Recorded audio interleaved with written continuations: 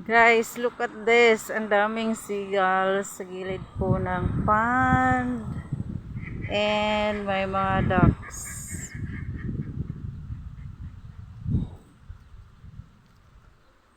Ayan po sila. Hindi po sila takot sa tao.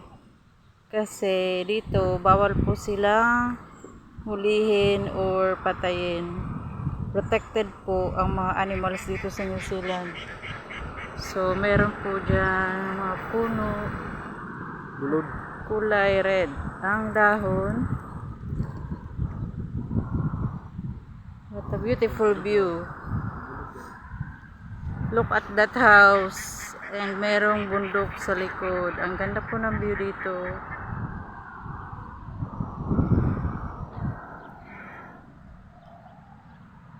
The ducks.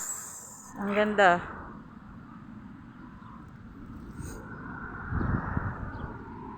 Ang babait po ng mga ibon. Parang wala silang nakikitang tao. Hindi sila gumagalaw. Kahit andito lang kami sa malapit.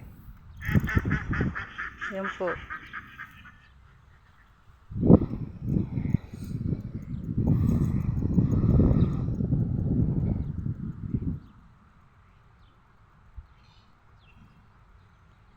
Hindi sila takot sa tao.